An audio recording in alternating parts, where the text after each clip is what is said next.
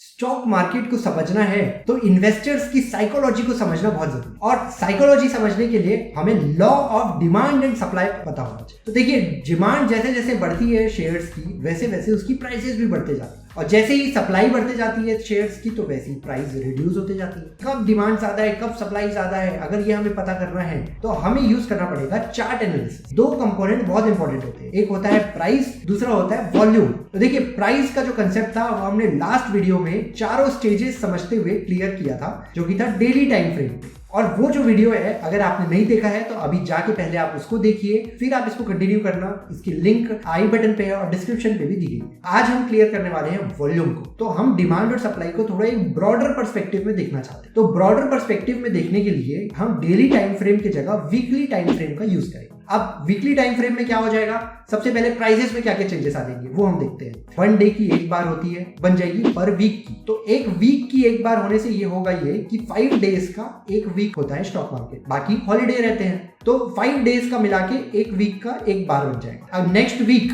Closing जो होती है वो उस वीक की क्लोजिंग से ऊपर होती है। तो वीक 1 में अगर क्लोजिंग हो रही है 10 रुपीज पे और वीक 2 में अगर क्लोजिंग हो रही है 15 रुपीज पे, तो वो ग्रीन कलर की बार बन जाएगी। अब थर्ड वीक में क्लोजिंग हो रही है 12 रुपीज में, तो वो रेड कलर का बार बन जाएगा। इस तरीके से ये बार डायग्राम वर्क करते हैं। उसी बेसिस पे उसके वॉल्यूम के बार डायग्राम आते हैं। तो यहाँ पे बार चार्ट यूज किया जाता है वॉल्यूम के लिए। तो हर एक वीक का वॉल्यूम का एक बार होगा। अगर प्राइसेस पिछले वीक के कंपैरिजन में बढ़ रही है तो ग्रीन कलर का वॉल्यूम का बार बनेगा। अगर पिछले वीक के कंपैरिजन में प्राइसेस कम हो रही है तो यहाँ पे रेड कलर का वॉल्यूम का बार बनेगा। तो इस तरीके से आप यहाँ पे चार्ट रीडिंग सबसे पहले करना सीख सकते हैं। आपको करना यह है कि अपनी आंखों को ऐसा एक चश्मा देना है। ये चश्मा रहेगा स्क्रीनर का। आपको आईज खराब है उसके कारण चश्मा नहीं लगाना है, ये आपको लगाना है आपकी आईजों को ट्रेन करने के लिए। ऐसा ट्रेन कर लेना है कि आपको देखते साथ चार्ट को समझ में आ जाए कि यहाँ पे डिमांड ज्यादा है कि सप्लाई ज्यादा है। तो चलिए अब इस कंसेप्ट को और आगे बढ़ाते हैं और हम सीखते हैं इसको पूरे हमारे स्टेजेस में किस तरीके से वॉल्यूम को देख के डिमांड एंड सप्लाई का पता किया जा सकता है। तो हमारे पास है ये यहाँ पे टोटल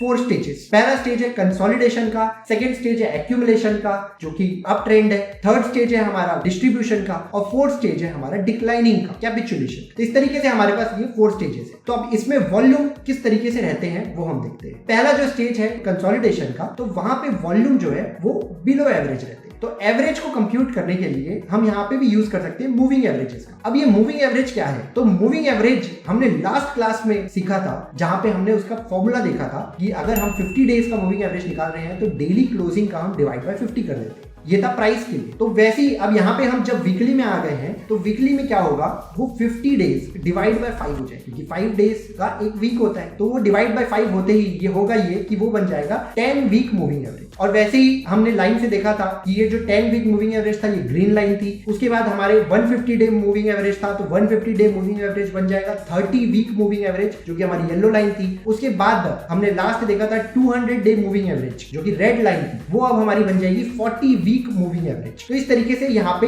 प्राइसिंग के जो मूविंग एवरेज है उसमें चेंजेस आ जाएगा। और उसके बाद हम वॉल्यूम में भी यहाँ पे अब मूविंग एवरेज लगाने वाले हैं। वॉल्यूम में हम मूविंग एवरेज लेंगे 100 डेज का, और अगर हम उसको वीकली टाइम फ्रेम में देखें तो 100 डिवाइडेड बाय 5 कर देंगे, तो जो कि आएगा 20 वीक मूविंग एवरेज हम वॉल्यूम्स में यूज करने वाले हैं। तो जिससे कि हम वॉल्यूम में कितना कम ज्यादा हो रहा है उसका अंदाजा लगा सके ऑन एन एवरेज बेसिस पे, कंटिन्यूअस बेसिस में ये मूविंग एवरेज की लाइन चलते रहे। जब फर्स्ट स्टेज रहता है कंसोलिडेशन का, तो वहां पे जो ग्रीन कलर के बार आ रहे हैं जो कि प्राइस बढ़ने पर आते हैं, और रेड कलर के बार आ रहे हैं जो प्राइस कम होने पे आते हैं। तो ये दोनों ही बार की साइज जो है वो बिलो एवरेज रहेगी, मतलब उतना ज्यादा वॉल्यूम नहीं रहेगा इस स्टेज पे। फिर नेक्स्ट स्टेज जो स्टेज 2 है, तो यहाँ पे ग्रीन कलर के जो बार्स है वो अबव एवरेज रहेंगे, मतलब यहाँ बहुत ज्यादा डिमांड रहेगी, और जो रेड कलर के बार है वो बिलो एवरेज रहेगी। तो ये कैरेक्टरिस्टिक्स रहेगी स्टेज 2 की। ये हमने काफी सारे स्टॉक्स में रिसर्च किया और पास हिस्ट्री निकाली, उससे हमने ये फीचर्स को रिकॉग्नाइज किया है। थर्ड स्टेज में आपको ग्रीन कलर का अगर बार है और जो रेड कलर का बार है दोनों ही अबव एवरेज मिलेंगे, क्योंकि यहाँ पे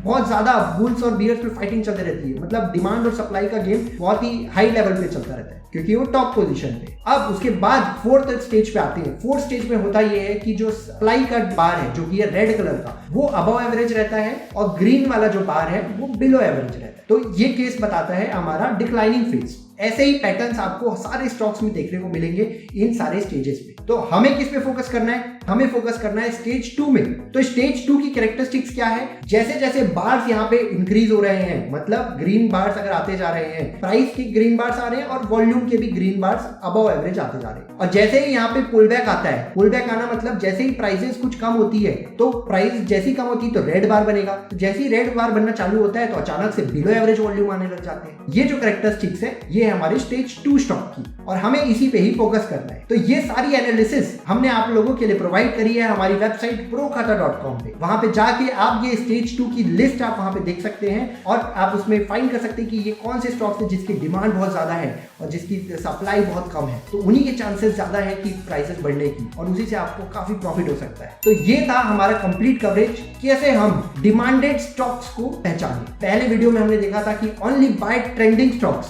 और आज हम बोलते हैं only by demanding stocks. Next video में हम यहाँ पे देखेंगे किस तरीके से और फंडामेंटल एनालिसिस के बेसिस में हम इसको पहचान सकते हैं कि कौन से स्टॉक्स अच्छे हैं, कौन से स्टॉक्स बेकार। Thank you so much.